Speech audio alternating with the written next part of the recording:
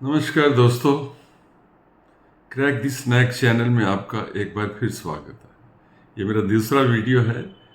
पहले वीडियो को काफ़ी लोगों ने देखा और कंसिडरिंग के एक मेरा पहला अटेम्प्ट था तो काफ़ी लोगों ने सब्सक्राइब भी किया और बहुत लोगों ने देखा भी, जिसके लिए आप सबका बहुत बहुत शुक्रिया।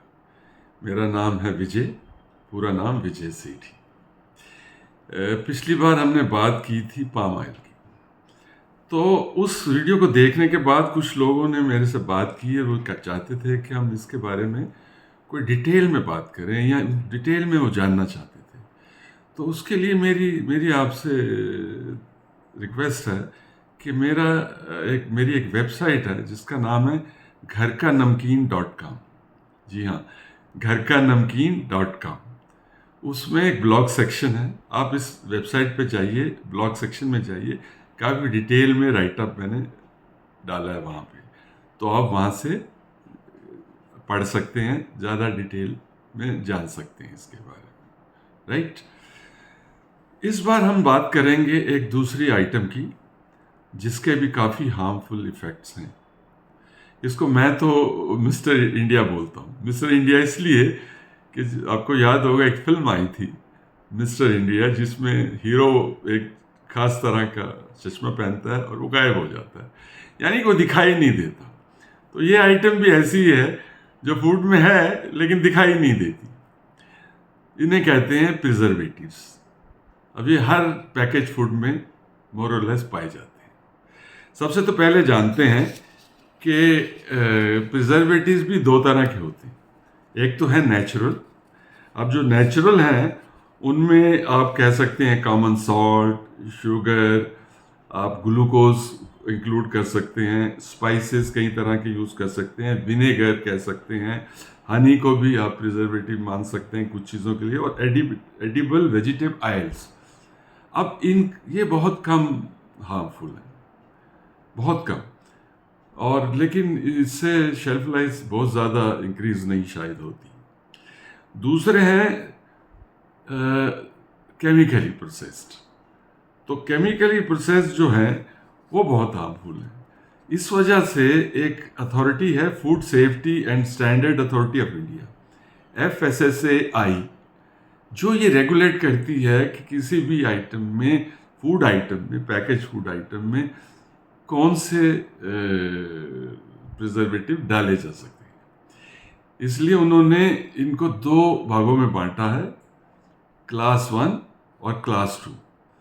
और क्लास 1 जो है वो काइंड ऑफ नेचुरल है, जैसे मैंने बोला वो कम हार्मफुल है, और क्लास 2 है जो कि केमिकली प्रोसेस्ड है और उनके बहुत हार्म्स हैं। तो इस वजह से ये बहुत ज़रूरी है कि हम ज़रूर पढ़ें पैकेज फूड में कि किस तरह के प्रिजर्वेटिव डाले गए। कहीं प्रिजर्वेटिव्स लिखे होते हैं हाइड्रोजनेटेड, इस तरह की कोई चीज़ लिखी हो तो समझ लीजिए कि प्रिजर्वेटिव 2 अगर उन्होंने पूरी तरह डिटेल नहीं दी तो वो यूज़ किए गए। आप जानते हैं कि जो पैकेज फूड है जब वो बनता है उसके काफ़ी देर बाद आपके हाथ में वो आता है, क्योंकि फैक्ट्री से चलेगा, होलसेलर के पास जाएगा, रिटेल सेक्शन में जाएगा, रिटेलर के पास जाएगा, वहाँ से आप जाके खरीदेंगे, फिर आपके घर आएगा और कभी कभी तो आपके घर में भी पड़ा रह जाएगा। तो वो काफ़ी देर तक पड़ा रहता है, तो आप तब खाते हैं। तो ये वैसे तो एक आर्टिफिशियल तरीका है उसकी शेल्फ लाइफ को बढ़ाने का, तो इसलिए इसमें होने की वजह से हार्म तो होती है।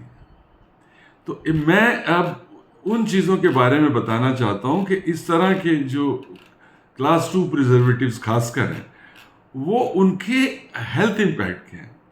जो मैंने थोड़ी सी रिसर्च की, मैंने थोड़ा सा जानने की कोशिश की, थोड़ा पढ़ा, तो उसमें मैंने पाया कि दो तरह के हार्मफुल इम्पैक्ट्स हैं, एक तो शॉर्ट टर्म और एक लॉन्ग टर्म। अब शॉर्ट टर्म में क्या है? शॉर्ट टर्म में आपको एलर्जिक रिएक्शन हो सकती है, आपको allergic reaction, asthma like symptoms आ सकते हैं, स्पेशली जो सेंसिटिव लोग हैं। दूसरा है इससे डाइजेस्टिव इश्यूज आ जाती हैं। बहुत लोग एक्सपीरियंस करते हैं कि डाइजेस्टिव प्रॉब्लम, डिस्कम्फर्ट आता है, उनको हेडेक होती है, ब्लोटिंग होती है, हार्ट बर्न होता है। ये शॉर्ट टर्म इम्पैक्ट है प्रिजर्वेटिव्स का। फिर ब्रीदिंग प्रॉब्लम्स आ सकती हैं।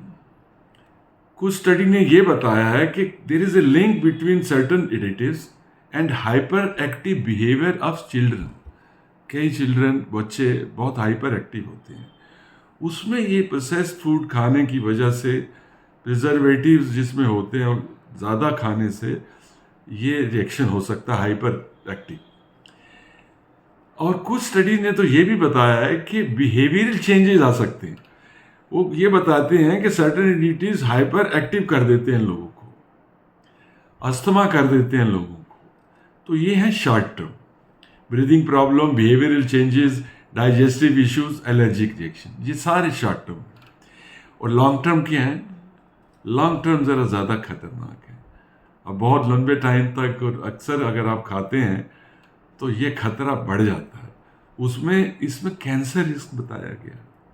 कुछ ऐसे प्रिजर्वेटिव्स हैं जैसे नाइट्रेट्स, इससे कैंसर काइजिंग एजेंट्स आते हैं और वो स्टोमक में एसिड बनाते हैं लॉन्ग टर्म यूज करने से। दूसरी प्रॉब्लम जो आ सकती है वो है हार्ट डिसीज। इसका कनेक्शन प्रिजर्वेटिव्स का हार्ट डिसीज से भी है। जी हाँ, मेरा कोई आइडिया आपको डराने का नहीं है, लेकिन जो मैंने पढ़ा है, जो मैंने थोड़ी बहुत छोटी सी रिसर्च की है, उसमें ये चीज़ें मैंने पाई हैं, तो मैं आपसे सिर्फ शेयर कर रहा हूँ। मैं आपको यही नहीं कह रहा कि आप नमकीन खाना बंद कर दीजिए, स्नैक्स खाना बंद कर दीजिए, लेकिन आप जो भी चॉइस करें वो इन्फॉर्म चॉइस होनी चाहिए। जब चॉइस इन्फॉर्म्ड होगी तो आप शायद रेगुलेट भी कर लेंगे, उतना नहीं खाएंगे जितना आज खा रहे हैं, इतना ही काफ़ी है, इसका ही कुछ फ़ायदा हो जाएगा। हार्ट डिसीज़ में अगर फ्रीक्वेंट इनटेक्स हैं तो ये हार्ट को वीक करता है और कार्डियोवास्कुलर डिजीजेस हो सकती हैं इसमें, तो इसका प्लीज़ ध्यान रखिए। इसका फिर न्यूट्रिशनल इम्पैक्ट भी है। ये कहा गया है कि over reliance on processed food and preservatives can lead to reduce intake of fresh items. Obvious है, न्यूट्रिएंट रिच जो आइटम्स है वो कम खाएंगे अगर ये इसको ज़्यादा खाते हैं, तो ये इसका नॉर्मल इफेक्ट है कि अब खाएंगे तो उतना ही। तो अगर आप प्रोसेस्ड फूड ज़्यादा खा रहे हैं, पैकेज फूड ज़्यादा खा रहे हैं, तो दूसरी चीज़ें नेचुरली खाएंगे, और ये टेस्टी भी होती है इसलिए ज़्यादा खाता भी है। आते जाते फीमेल्स तो बहुत आते जाते ऐसे मुंह में डालती रहती हैं, तो ये एक प्रॉब्लम हो सकती है। और एक और इम्पैक्ट है, और वो है ओबेसिटी का। अब हमारे देश में obesity is a very big problem, it's becoming at least big problem. Every other child is obese child. तो इसका connection, high consumption of processed food which are often preserved has been associated with increase risk of obesity. तो ये इसके impacts हैं। तो इसका तरीका क्या है? खाना बंद नहीं करना, वो पॉसिबल नहीं, वो एक प्रैक्टिकल सोल्यूशन नहीं है। रेगुलेट करके खा ले, डोसेज और रेगुलेशन कर लीजिए, तो ऑटोमेटिकली आप अपने रिस्क को कम कर दें। जब आप किसी चीज़ के बारे में जानते हैं ना, फिर आप उसके बारे में सोचते भी हैं। एक तो मैंने पिछली बार जैसे कहा था, जितने पैकेज्ड फूड हैं उनकी बैग में क्या लिखा है, इंग्रेडिएंट्स के बारे में क्या लिखा है, वो ज़रूर पढ़िए। जब आप पढ़ेंगे तो आप पाएंगे कि हम क्या खा रहे हैं। खाना बंद ना करें, लेकिन कम से कम वो जान जाएं, उसके बाद भी आप समझते हैं कि आपको खाना है तो ज़रूर खाइए, लेकिन इन्फॉर्म चॉइस है। मेरे इस चैनल का पर्पस भी यही है, लोगों को नमकीन और स्नैक्स और प्रोसेस्ड फूड खाने से मना करना नहीं है चैनल का पर्पस। इसका पर्पस है कि इंफॉर्मेशन शेयर करना, नॉलेज शेयर करना, इसमें जो रिस्क इन्वॉल्व है उसके बारे में शेयर करना, और जो दर्शक हैं जो ये वीडियो देखते हैं वो एक इन्फॉर्म चॉइस करें। तो मेरा आपसे रिक्वेस्ट है कि हर पैकेज फूड के पीछे ज़रूर पड़ी। ये आदत जो है, ये जो आपको हैबिट पड़ेगी, इससे बहुत फ़र्क पड़ेगा। इनफैक्ट हम लोग, ज़्यादातर लोग हैं, कुछ सिर्फ यही नहीं कि वो पढ़ते नहीं हैं, हम तो जब कभी रेस्टोरेंट जाते हैं तो उसका बिल भी नहीं देखते। एक एक एक नॉर्मल हैबिट है। और कुछ कभी कभी ये लगता है कि क्या बिल देख रहा है, क्या कंजूस है या something like. No, you must see the bills also, you must see the process food के बैग में क्या लिखा है वो भी। मैं प्रिजर्वेटिव्स के बारे में एक ब्लॉग लिख के अपनी वेबसाइट जो है घरकानमकीन.com, उसके ब्लॉग सेक्शन में वहाँ भी डाल दूंगा।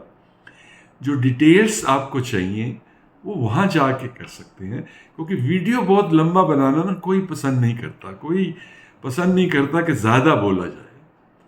तो मैं भी ज़्यादा लंबी वीडियोस नहीं बनाना चाहता।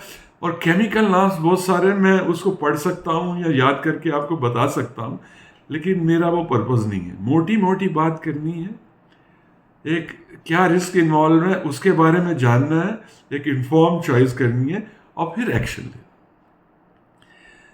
आपका वीडियो देखने के लिए बहुत बहुत शुक्रिया।